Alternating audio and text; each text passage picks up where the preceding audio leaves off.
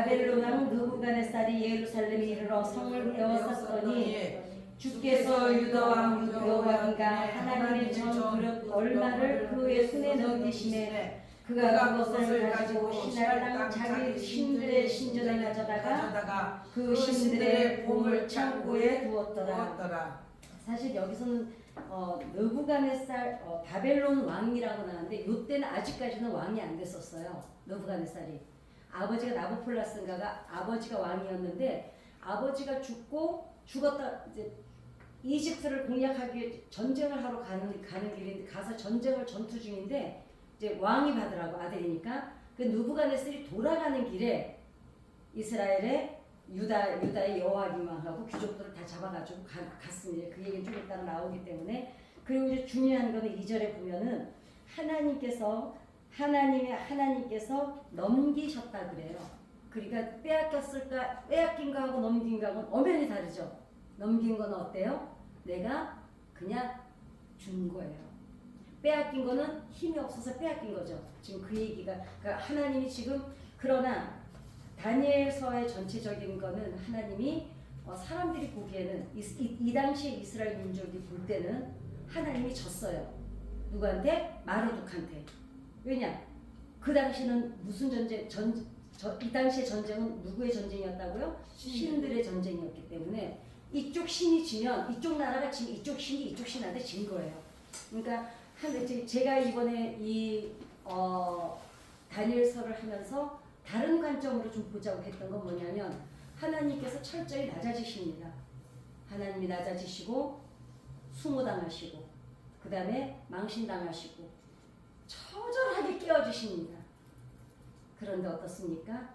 그러면서 자신의 체면이고 뭐고 다 내던지고 누구 때문에?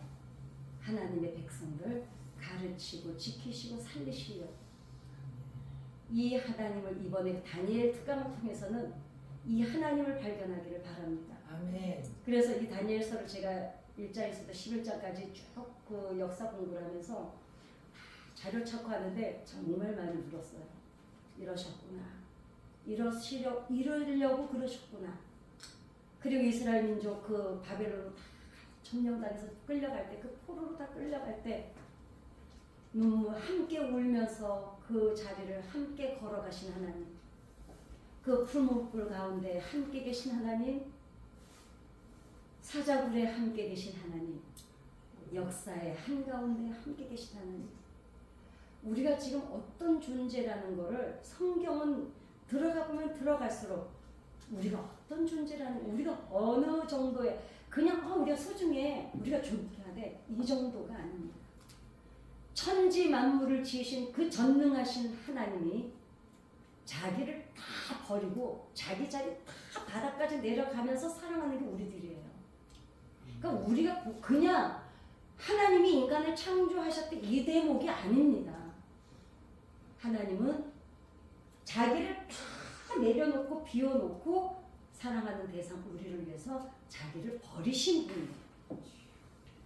죽으면서까지, 생명을 버리면서까지, 세상 사람들에게 손가락질 당하고 조롱당하고 멸시당하면서까지. 그럼에도 누구 때문에? 나는 괜찮아. 내 사랑하는 대상 때문에. 그 하나님을 발견하고 나면요, 예수 믿는 거예요. 그냥 우리 교회 다녀요? 이 수준이 아닙니다. 그래서 성경은 성경이 기록이 된 거는 역사의 맥락 속에서 기록이 됐습니다. 그러면 역사 속에서 기록이 된 이거를 우리가 지금 6,000년 전, 2,000년, 4,000년 전, 2,000년 전을 지금 구약을 보면서 있잖아요. 그렇다면은 21세기를 살아가는 우리는, 이 시대를 살아가는 우리는 그 시대의 맥락을, 그 시대 그 역사의 맥락을 기록했기 때문에 그 시대의 배경을 알지 못하고 성경을 읽으면 전혀 엉뚱한 해석을 하게 됩니다. 왜냐? 사실 모르잖아요. 우리가 100년 전 문화도 몰라요. 그죠? 우리 조선시대도 문화도 드라마에서나 봐서 알지 우리가 조선시대 문화를 압니까? 모릅니다. 우리나라 조선시대 문화도 모르는 우리가 그 고대 메소포타미아 시대부터 그 몇천 년 전 시대의 배경을 모르고 그냥 성경을 읽으면 그냥 그랬대밖에는 되지는 않습니다. 그래서 배경을 안다는 건 너무너무 중요합니다. 그래서 제가 중간사를 할 때도 계속 배경을 이야기한 거고, 그래서 저는 되도록이면 그 성경이 쓰여진 배경을, 역사를 찾아서 여러분과 나누려고 하는 목적이 거기에 있습니다. 왜? 그렇게 우리를 사랑하는 분이 무슨 얘기를 하는지 우리가 알아는 들어야 될 거 아니에요. 그죠? 그리고 무슨 뜻으로 그 얘기를 했는지는 알아야 하나님이 행복한 거는 모르겠어요. 누가 행복해요? 우리가 행복해요. 우리 삶이 너무너무 풍성해져요. 그 삶을 하나님을 체험하고 나면 사실은 우리 일상 살아가는 인생에 부딪히는 사람 막대기 인생 채찍은요, 그렇게 중요하지 않아요. 네, 그렇습니다.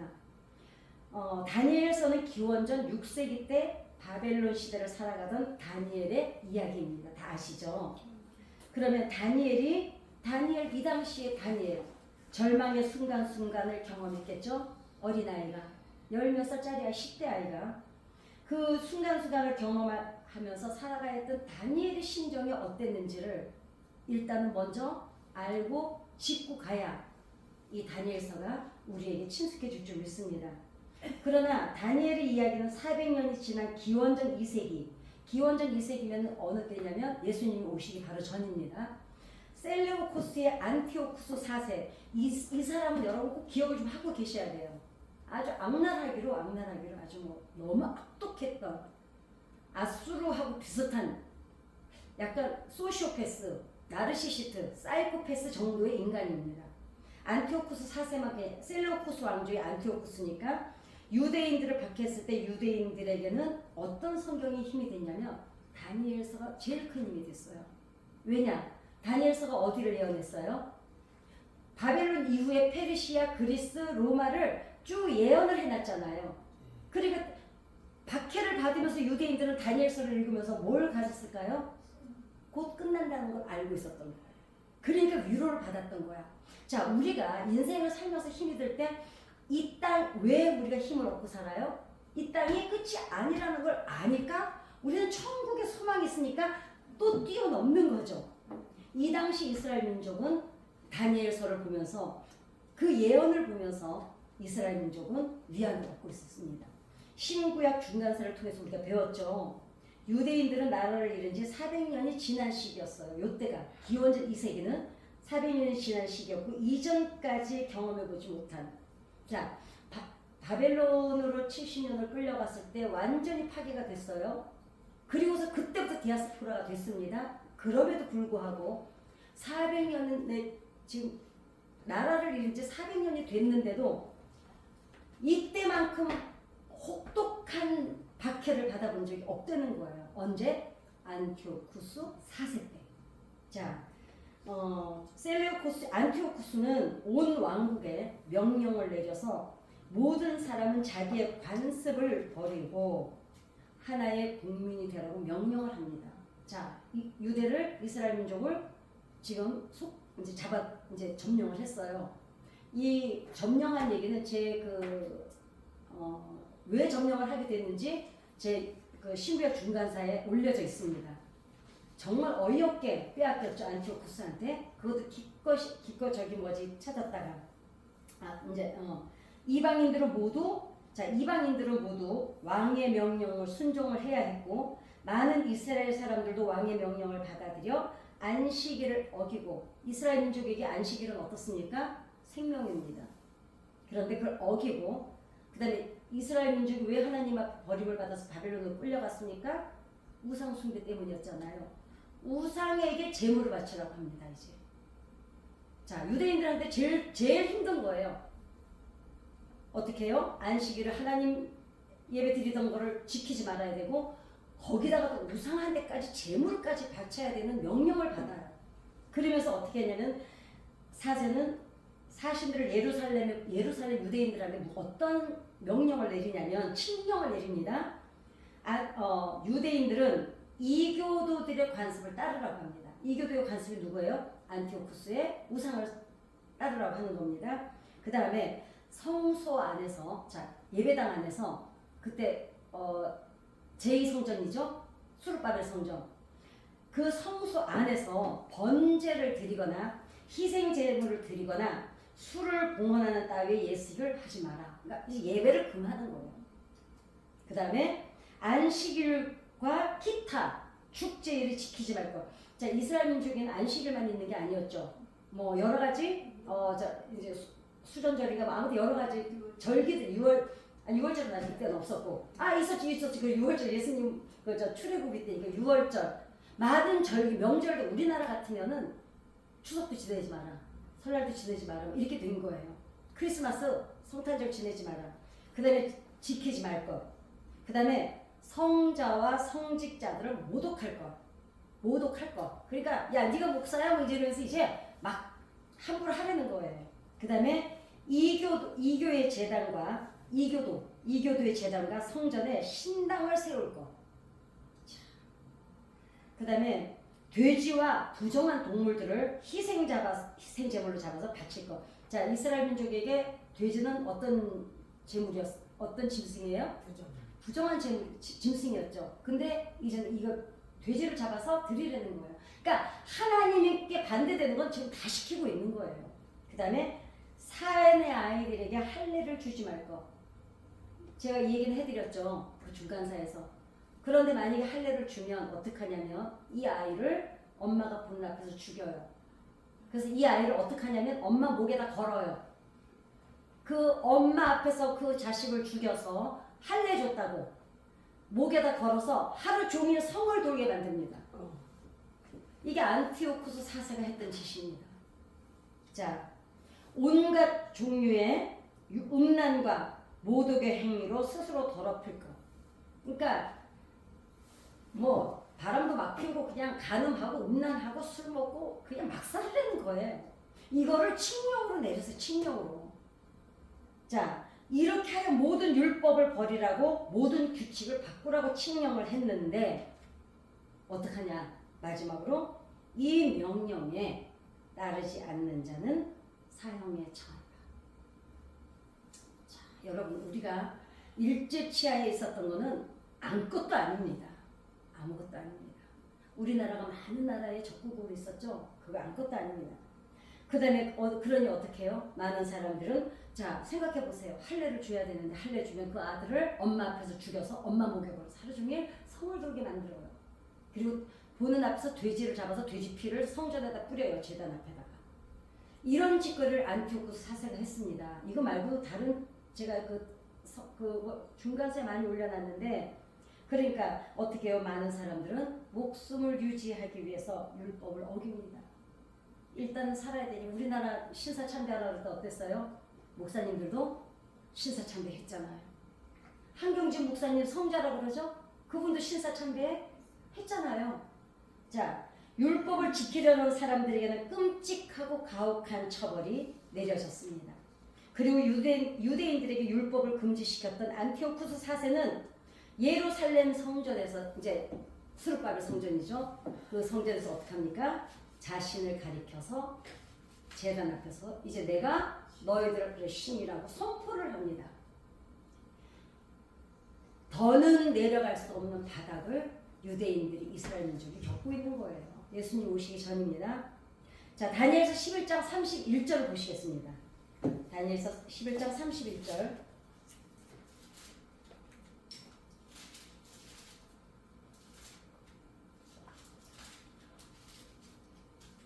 시작. 군대는 그의 편에 서서 성소 곧 견고한 곳을 더럽히며 매일 드리는 제사를 피하며 멸망하게 하는 가증한 것을 세울 것이며. 그죠? 성소에 어떻게 합니까? 하나님의 성전을 더럽히고 매일 드리는 제사를 못하게 하고 멸망하게 하는 가증한 것을 세우는데 누가 섰어요? 안티오쿠스가 여호와 하나님이셨다. 이제 너희의 신은 나다. 근데 여러분 그들로부터 400년 전에 그럼 이 일을 겪고 있는 유대인들이 400년 전의 이야기 다니엘서는 이 사람들에게 어떻겠어요? 현실을 살아가는 이 사람들에게는 유일한 힘이었어요. 그래, 해봐. 이것도 끝날 거야. 불구덩이 같은 현실 속에서 그들은 다니엘과 새 친구를 떠올리면서 어떻게 했을까요? 하루하루 버텨낸 거예요. 400년 전에 써놓은 그 성경. 자, 우리는 지금 2000년 전에 6000년 전부터 시작해서 2000년 전에 끝난 성경을 가지고 오늘 하루하루를 견디시죠. 권사님 힘드실 때 누구한테 와서 기도해요? 하나님 앞에서 기도하시잖아요. 그죠? 우리는 지금 우리도 이 성경을 가지고 위안을 받고 힘을 얻는 것처럼 이 당시의 유대인들은 그 400년 전에 쓰여졌던 다니엘서를 가지고 견디고 있었던 거예요.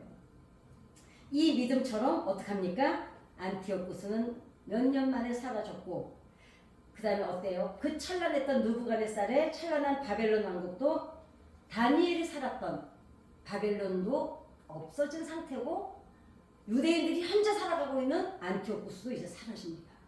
다 사라지죠?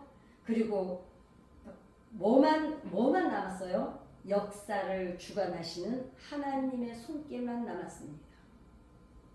안티오쿠스의 시대의 유대인들과 바벨론의 한가운데 풀무불 속에 있었던 유대의 소년들이 견딜 수 있었던 것은 무엇이었을까요? 바로 그들과 또 오늘날 우리와 함께 하시는 하나님의 나라인 줄 믿습니다. 아멘. 희망이 보세요. 다니엘서를 보면 희망이 없잖아요. 왜냐하면 그 찬란했던 솔로몬 왕국이 다 성전이 다 파괴되고 하나님 성전에 있던 기물들 하나님의 성물들이 마루도 태양신 섬기는 창고에 가서 창고의 바닥에 널려 있는 거예요. 하나님의 기물들이. 그러니 여러분 무슨 희망이 있었겠습니까? 이제 끝났다는 생각인데 그럼에도 불구하고 어때요? 이전에 다니엘서는 여호야김이 왕위에 올랐던 시기에 벌어졌던 사건입니다. 자, 다니엘서는 주전 605년을 중심으로 벌어진 사건이고, 자, 우리가 지금 그 당시를 살고 있다고 생각하고 역사를 살펴보면 이렇습니다. 요 바로 여호야김 왕 시대 전에 누가 있었냐면 요시야 왕 잘 아시죠? 뭐 했던 사람입니까? 종교 개혁을 일으켰던 사람입니다. 이미 요시야 왕이 딱 돼서 보니까 엉망인 거예요. 엉망인데 어디 창고를 뒤져가지고 하나님의 말씀을 두루마리를 찾아냅니다. 그것도 곱게 있는 것도 아니고 뒤집어지든 저 구석탱이 어디에서 하나님의 말씀이 나와요. 그거를 읽고 요시야 왕이 웁니다. 그러면서 그 어린 왕이 개혁을 일으켜요. 그래가지고 온 민족이, 온 백성이 하나님께로 돌아오는 정책을 취했던 왕입니다. 이 시기에 근데 이 시기에 유다를 괴롭혔던 게 누구면은 지금 서서히 몰락은 해가고 있었지만 그 악독한 아수르였습니다. 자, 아수르 잘 아시죠? 니느웨이 요나가 가서 외쳤던 그 신은 근데 아수르가 점점 쇠퇴해 가면서 누가 일어나고 있었습니까? 바벨론이 일어나고 있었습니다. 그래서 요때 요시야가 통치하고 있었는데 612년에 신흥 강대국이었던 바벨론은 아수르의 수도 니느웨이를 함락시킵니다. 니느웨이를 함락하고 아수르의 남은 세력은 갈그미스 부근에서 퇴각해서 최후를 맞이하고 있었던 시기입니다. 이때가 척박한 메소포타미아의 환경을 생각을 했을 때, 자 생각해 보세요. 바빌론에서는 그 당시에 이집트는 곡창지대였어요. 양식이 많았어요. 이집트가 무슨 강이 있었죠? 나일강. 네. 자, 팔레스타인 그 지역은 어때요? 어찌됐든 사막이 더 많잖아요. 그러니까 강이 있다는 거는 가장 큰 재산이고 힘이에요. 그런데 나일강이 이집트에 있다 보니까 아주 농사는 거기가 곡창지대로서 아주 풍부합니다. 그리고 어떻게 해요? 많은 강대국들이 그 이집트를 늘 호시탐탐 노리고 있었던 거예요. 그래서 어떻게 생기냐면 이집트가 여기예요.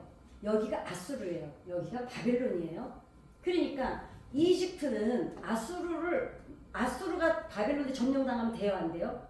아수르가 먹히고 나면 이집트는 곧바로 점령을 당하게 생겼어요. 그러니까 이집트는 누구를 후원해야 돼요? 그리고 여기가 팔레스타인인데 이제 유대인들인데 어찌됐거나 이집트는 아수르가 내키면 안 되는 거예요. 그래서 그러니까 이집트는 망해가는 아수르를 어떻게 해서든지 도와서 바벨론이 이렇게 뚫고 들어올 수 없도록 방어선을 확보하는 게 힘이었습니다. 그래서 맞붙게 되었던 것이 갈그미스 전투입니다. 그러나 안타깝게도 팔레스타인을 통과해서 갈그미스를 향하던 이집트 군대를 그러니까 요시아 왕이 무기토에서 사망을 해요.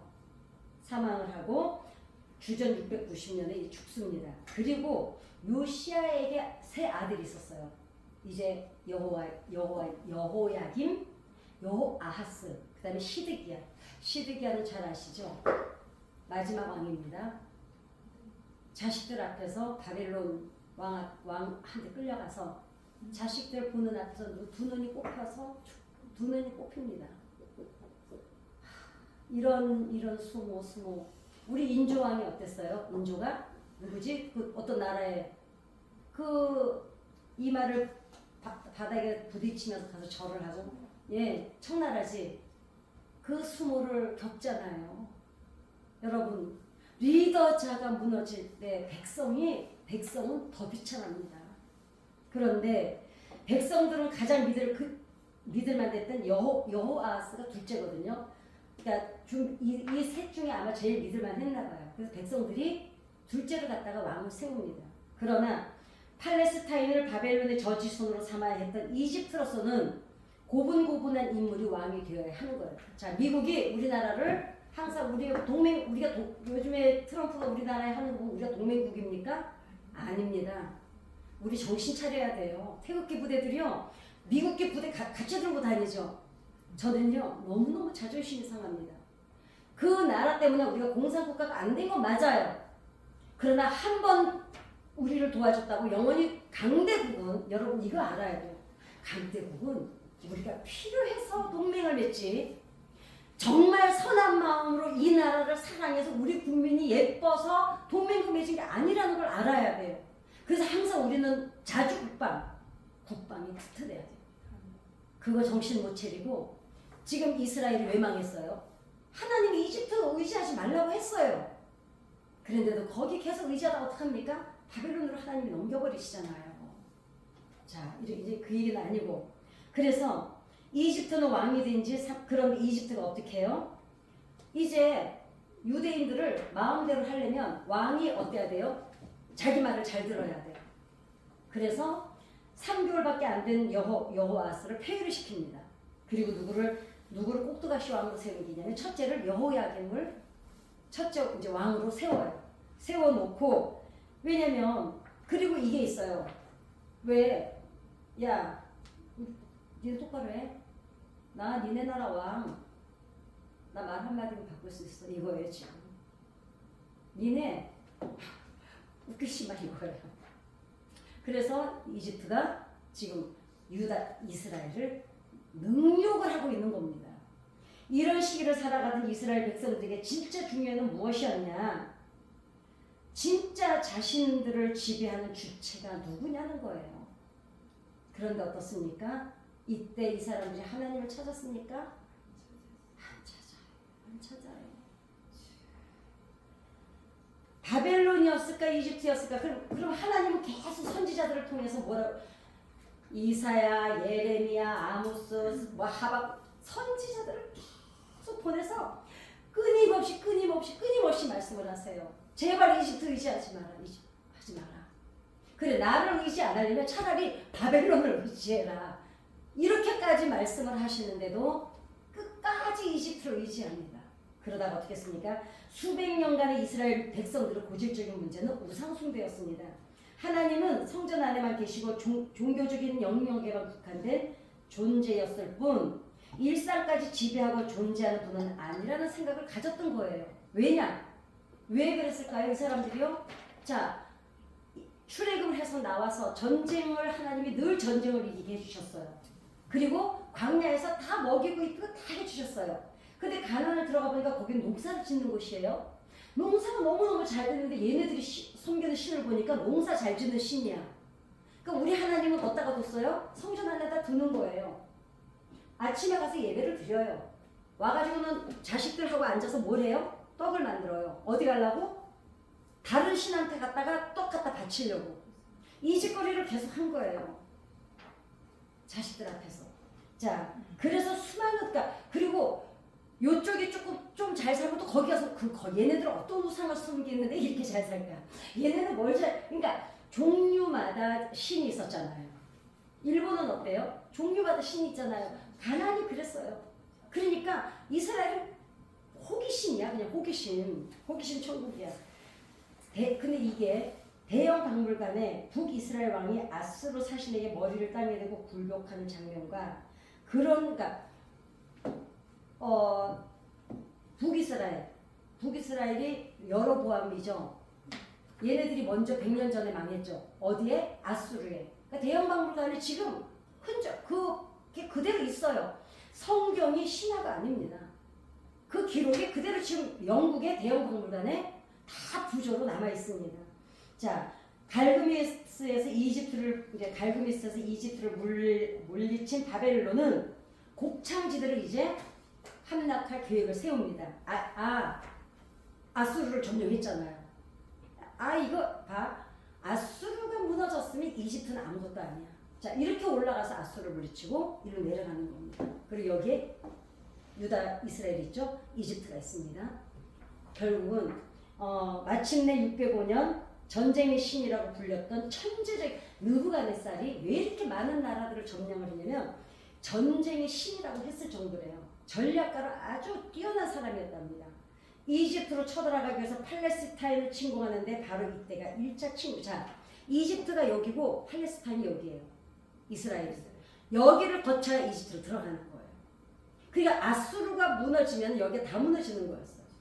그럴 때 느부갓네살이 이집트가 여긴데 가려고 여기 이스라엘을 먼저 침공을 한 거예요. 그런데 이럴 때 막 침공해서 해서 들어갔는데 이때 바벨론의 아버지 왕이었던 나부콜라살 느부갓네살 아버지예요. 아버지가 죽습니다. 8월 15일 날 605년에 죽으니까 연도는 우리가 굳이 기억을 안 해도 되니까 거꾸로 가니까 헷갈려 돌아가시겠어요. 그러니까 그냥 갑시다. 그러니까 이제 원정 중이었잖아요. 느부갓네살 막 쳐들어서 오는데 아버지가 죽은 거예요. 왕이. 그럼 어떻게 해요? 왕자가 빨리 가서 왕위가 비면 안 되니까. 그러면서 느부갓네살이 왕위를 바뀌어서 돌아가면서 여기를 침공했을 때 여호야김 왕하고 이집트가 지금 세우는 게 여호야김 왕이었죠. 왕하고 왕족과 귀족들 똑똑한 아이들 다 잡아서 끌고 갑니다. 이게 1차 침공이에요. 이때 누가 잡혀갔습니까? 다니엘이 잡혀가서 지금 우리가 다니엘을 시작한 겁니다. 이거를 알아야 다니엘서가 열리기 시작합니다. 자, 그러면 왜 성전의 기물들을 바벨론으로 가져갔을까? 자, 왜 하나님의 성전의 기물들부터 가져갔을까요? 이 당시의 전쟁은 신들의 전쟁이었기 때문에 이 사람들만 잡아가는 건 안 돼요. 니네 신이 졌다는 걸 증명하기 위해서 그 신의 기물을 가져가는 거예요.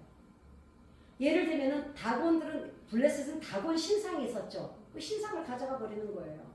여기는 여호와 신은 형상이 있었습니까? 없었죠. 기물들을 가져가는 겁니다. 그리고 그때 예루살렘 성전의 기물들은 바벨론의 신이었던 마르둑 신전에 바쳐지게 됩니다. 그리고 잡혀온 포로들은 신의 백성, 신민이라 그래요. 이제 마르둑 신의 백성이다 너희는. 이래가지고 마르둑의 다스림을 받는 사람들이라는 상징을 명확하게 하기 위해서 어떻게 합니까? 다니엘과 세 친구의 이름을 다 바꾸죠. 자, 우리 예레미야 29장 10절을 한번 찾아보시겠습니다. 예레미야 29장 10절.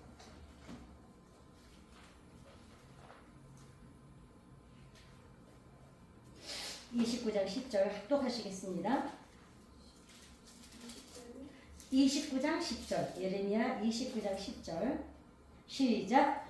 야훼께서 이와 같이 말씀하시니라. 바벨론에서 70년이 차면 내가 너희를 돌보고 나의 선한 말을 너희에게 성취하여 너희를 이곳으로 돌아오게 하려. 11절 야훼의 말씀이니라. 너희를 향한 나의 생각은 내가 아나니 평안이요 재앙이 아니니라. 너희에게 미래와 희망을 주는 것이니라. 아멘.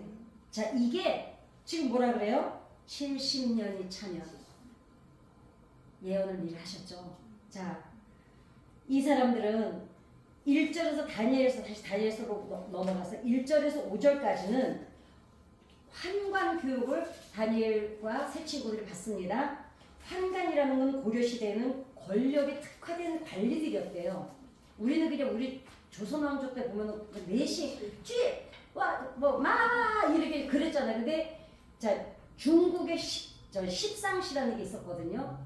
이 사람들이 중국을 들었다 놨다 했죠. 이 사람들이 다 내시들입니다. 그러니까 이 당시 고대 시대에도 내시들은 환관들은 권력에 특화된 사람들, 권력을 주도하는 사람들, 왕 옆에서 나라의 살림을 이끌어가는 사람들. 그러니까 어떻게 했냐, 대신 거세를 해서 어떻게 해요? 고한을 없애가지고 내시를 만드는 대신에 뭘 줬냐면 대신 너희들에게는 권력을 줄게. 근데 여러분 생각해 보세요. 일회용이죠. 그 세대만 쓰고 버리는 용도예요. 그러니까 너희에게 대신 권력을 줄게. 왜? 고자니까 아기를 못 낳잖아요. 그러니까 어때요? 자기 세대에서 끝나는 거예요. 일회용이야, 일회용. 대신 권력을 줄게. 너희는 후사를 두지 마. 왜냐? 후사가 없고 남겨줄 재산을 줄 일이 없기 때문에 축척을 안 한다는 겁니다. 대신 마음껏 누리게 해줬어요. 그래서 그 중국의 십상시가 그렇게 권력을 주부르고 휘두르고 중국을 들었다 놨다 했던 겁니다. 그래서 바벨론의 최고의 신 마르둑에게 바쳐지기 위한 관리로 다니엘과 세치로는 특화되었다고 보는 정황이 맞습니다. 고대 시대는 신들의 전쟁이었기 때문에 하나님께서 자신의 이름이 땅 위에서 높아지게 하기 위해서는 이기실 수도 있었죠. 자, 이 시대는 전쟁이 신들의 전쟁이었잖아요. 그럼 하나님이 하나님 자신만 생각한다면 느부갓네살이 왔을 때 마르독 신의 이 길을 들고 왔을 때 하나님이 이길 수도 있었어요. 아니 하나님이 이겨야 됐어요. 그런데 하나님이 어떻게 하세요? 2절에 보셨죠? 넘겨주시죠. 자기를 넘겨버리시는 거예요. 왜? 내 새끼들이 예레미야, 이사야, 하박국 다 보내서 아모스 말을 해도 안 들으니까 하나님이 어떠세요? 차라리 자기가 짓밟히시면서까지 최후의 수단을 쓰신 게 얘네들을 70년 동안 사람 막대기에 붙이신 거예요. 다윗이 죽을 때 하나님 뭐라고 약속하세요? 너희 후손이 잘못하면 사람 막대기와 인생 채찍으로 때려서라도 가르쳐서 죽이지는 않겠다는 거예요. 그 하나님이 바벨론이라는 사람 막대기와 인생 채찍을 드시면서까지 이스라엘 민족을 고쳐서 쓰시려고 자신이 그 고대 시대의 많은 신들이 다 지금 지켜보고 있는데 여호와 하나님이 스스로 어떻게 하세요? 땅바닥으로 다시 당신이 처박히시는 거예요. 예수님은 어떻게 하셨어요? 발가벗기고 오셨잖아요. 맨발로. 그 수많은 사람 앞에 발가벗겨서 십자가에 달리잖아요. 팬티. 여러분 우리 그 십자가에 팬티 있지? 팬티 없었습니다. 남자로서 그보다 더한 치욕이 어디 있습니까? 그런데 여러분 하나님이 왜 그 일을 당하셨어요? 하나님 자신 때문 아니에요. 하나님 자신 때문에 지금 마르독한테 이기셔야 돼요. 안 이기세요. 왜? 내가 죽고 내 새끼들 살리자예요. 이게 하나님 사랑입니다. 자, 갈대아 사람의 학문과 언어를 가르쳤는데 당시 바벨론 학문은 어땠다고요? 천문학이었죠. 자, 다니엘은 술사나 무당 같은 사람이 아니었습니다. 어제도 설명드렸지만 히포크라테스도 의사라는 단어가 없어서 신령술사였어요. 그런데 의사라는 호칭이 처음 생겼죠. 그래서 최초의 의사, 히포크라테스를 왜 최초의 의사라고 그러냐면 히포크라테스부터 의사라는 단어를 썼기 때문에 최초의 의사의 아버지라고 그러는 거예요. 의사가 히포크라테스의 처음이 아니었어요. 의사가 그전에도 많았잖아요. 그런데 왜 의사들이 의대 졸업하고 선서할 때 뭐라 그래요? 최초의 의사 히포크라테스한테 그 선서를 하잖아요. 그러니까 히포크라테스가 처음 의사가 아니고 의사가 많았는데 신령술사라고 불렀어요. 신령술사. 그 신령술사가 요새 같은 뭐예요? 무당이잖아요. 그랬는데 의사라는 단어를 그때 처음으로 히포크라테스에게 썼기 때문에 최초의 의사라 그러는 거야. 최초의 의사. 이제 아셨죠? 네. 나도 그거 사실 생각을 안 했거든요. 근데 이번에 그러네 진짜. 예, 그렇게 된 거여서 다니엘과 세 친구들 느부갓네살 왕이 꿈꿨을 때 들어왔던 그 술사들은 천문학자들입니다. 네. 그래서 어떤 요구에도 그런데 어떻게 했어요? 이 사람들을 철저히 환관으로 만드는데 세 친구는 어떻게 합니까? 1장에서 3절을 보면 3절부터 쭉 내려가면은 음식을 거부하죠.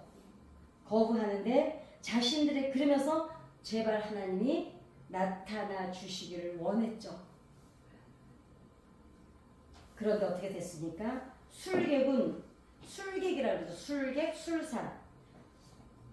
이 사람들이 최고의 지성인들로 지금 이 아이들을 키우고 있는 거예요. 왜? 왕족들이니까 똑똑하다는 걸 알아요. 그러니까 얘들을 특화시킵니다. 성경은 어떤 목적으로 기록이 됐을까요? 특정한 목적을 위해서 성경은 기록을 했습니다. 자, 22절 한 절 한번 다니엘서 1장 22절 1절을 한번 보시겠습니다.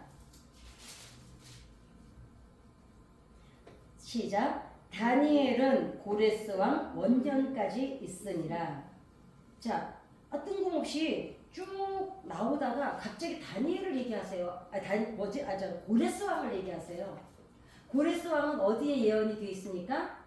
이사야서에 예언이 되어 있습니다. 이 다니엘서가 쓰여지기 100년 전이가 150년 전에 이미 하나님이 누구를 세운다고 하셨어요? 고레스 왕을 세우겠다고 약속하셨어요. 그리고는 뜬금없이 지금 마지막 절에 고레스 왕을 언급을 하십니다. 자, 이게 의미가 있습니다. 자, 그러니까 다니엘서 1장은 주전 605년이거든요. 그런데 605년 1장 끝에 갑자기 66년 뒤에 올 사람을 얘기를 하세요, 하나님이. 아까 우리가 예레미야를 왜 읽었어요? 70년이 되면 어떻게 한다고요? 너희를 다시 돌아오게 한다 그랬잖아요. 1장 마지막 절에 하나님이 66년 뒤에 얘기를 하세요, 지금. 거의 70년이 차갈 때 그 하나님이 왜 그랬을까요? 니네 내가 얘기한 거 잊어버리지 마. 말했지, 아버지가 70년 되면 너희들 지금 포로 생활에서 다시 돌아오게 할 거야. 자, 하나님의 말씀은 우리에게 뭘까요? 소망이고 희망이죠.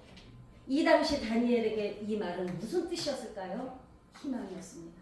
그래, 이 터널은 끝이, 이 역사, 지금 포로의 역사, 이 터널은 반드시 끝이 있다는 걸 말씀하고 계시는 겁니다. 자, 그러면은 다니엘서의 기록의 목적이 여러분들은, 자, 지금까지 여기 다 짬밥이 1, 2년이 아니잖아요. 여러분의 짬밥은 앵간한 목사들 찜쪄 먹는 짬밥이세요. 권사님들은. 우리 교회 게스트 나오시는 권사님들은 다 그러세요. 자, 이 정도의 연륜을 갖고 계신 분들이에요. 그러면 우리가 지금까지 다니엘서를 읽으면서 무엇을 봤습니까? 다니엘이 20일간 기도했더니 응답해 주시더라. 채소만 먹었는데도 그 적국의 아이들보다 더 빛나더라. 사자굴에서도 구해주시더라. 지금 우리는 거의 중점이 믿음 생활 잘하면 이렇게 된다라는 거를 우리는 지금까지 다니엘서를 그 관점으로 봤습니다. 그런데 총리가 된 게, 그리고 기도했더니 뭐 왕이 몇 번 바뀌는데도 저도 그렇게 설교했거든요. 왕이 4번 바뀌었는데 총리는 안 바뀌어요. 다니엘은 맨날, 더군다나 나라가 완전히 뒤바뀌었는데도 바벨론에서 페르시아로 바뀌었는데도 다니엘은 여전히 총리입니다. 그러니 예수 잘 믿고 자식들 위해서 기도하세요. 저 그렇게 설교했거든요. 이번에 다니엘서를 제가 이거를 찾으면서 부끄러웠어요. 그동안 설교했던 게. 너무너무 내가 잘못 가르쳤구나. 하나님이 나를 신학교로 보내고 목사를 시키신 거는 잘 배워서 잘 가르치라는 것이 목적이었는데 나는 도대체 이 성경을 어떤 관점으로 지금까지 보고 있었는가 너무너무 부끄러웠습니다. 그게 아닙니다. 뜻을 정했더니 다른 소년들보다 더 아름다웠던가? 그 다음에 자, 다니엘과 세 친구는 어린 시절에 끌려와서 10대입니다.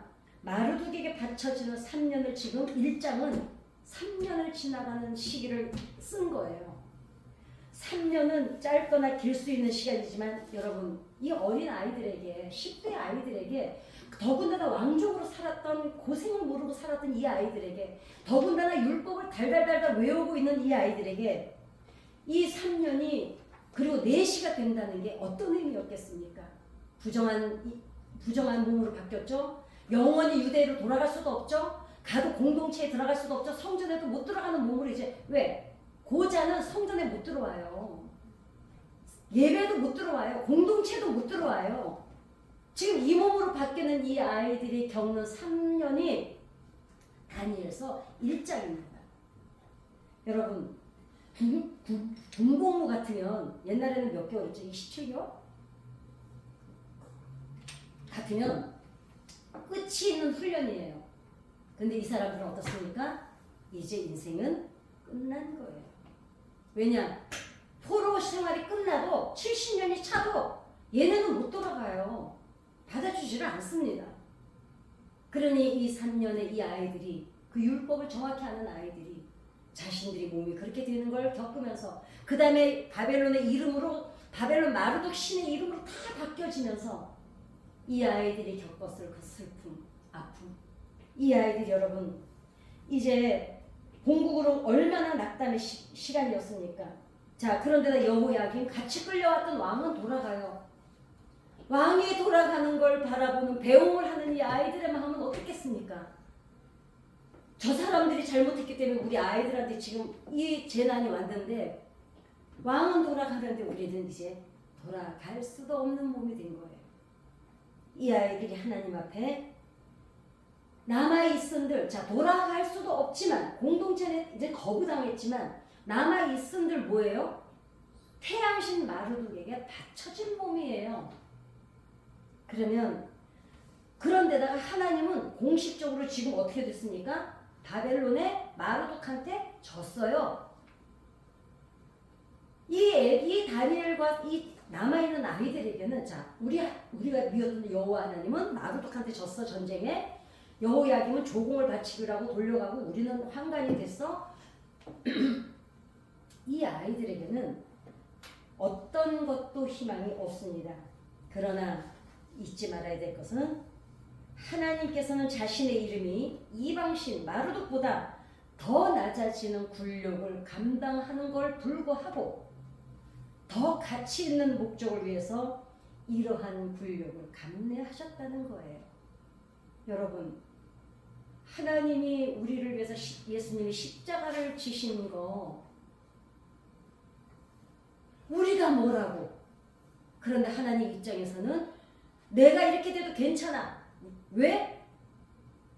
너희가 더 가치 있으니까. 이게 지금 가슴으로 와 닿아야 됩니다. 이게 가슴이 무너져야 내가 지금 하나님의 은혜 속에 어떻게 살고 있다, 내 존재가 정체성에 확립이 됩니다. 저는 바라건대 이 것을 듣는 사람들이 그 하나님 안에서 내가 얼마나 소중한 존재인지를 정체성, 신앙의 정체성, 자존감이 회복되는 시간이 됐으면 좋겠습니다. 고레스 원년 70년의 시간, 그 다음에 그럼 70년 뒤에 하나님의 이름이 높여지는 게 하나님의 목적이셨을까요? 아닙니다. 하나님은 우리를 통해서 하나님의 나라를 드러내시고 우리와 함께 하시기를 원하는, 그냥 우리가 여전히 하나님 품 안에 있기를, 우리 하나님의 사랑을 사모하고 사는 그 그늘 안에 있기를 원하는 목적, 그거 하나밖에 없어요. 그러면 또 이럴 수도 있어요. 야, 하나님, 우리도 좀 딴 사랑 좀 해볼래요. 하나님 사랑만 받기 지루해요. 어떤 여자고 남자고 결혼 생활 너무 길어서 지루해. 저도 그래. 나는 40년, 50년 사는데 너무 지루할 거라는 생각이 들어서 결혼 생활을 날짜를 정했으면 좋겠다, 이 생각 갖고 있거든요. 그래서 하나님, 우리 지루하니까요, 딴 신도 좀 사랑해 볼래요. 근데 하나님이 아셔요. 하나님 외의 인생은 우리가 절대로 행복할 수 없다는 걸 아세요. 우리가 살아봐서 알잖아요, 인생을. 그러니까 하나님이 욕심 부리시는 거예요. 왜? 나 말고는 얘네들을 행복하게 해줄 어떠한 것도 세상에 존재하지 않는 걸 알기 때문에 하나님이 본인이 자기 이름이 그렇게 멸시당하고 그렇게 수치당하고 땅에 떨어지고 밟히고 이방신들한테 짓밟히는 그 수모를 감당하면서까지 더 가치 있는 게 너희라고 얘기하는 거예요. 여러분들이 어떤 분인지 아시겠죠? 하나님 자신의 이름을 훼손하시면서까지 우리에게 주시려는 아까 예레미야 29장에 뭐가 있었습니까? 나는 너희에게 뭘 주고 싶다고요? 평안이라는 거예요. 그 다음에 장래의 소망이고 희망이라는 거예요.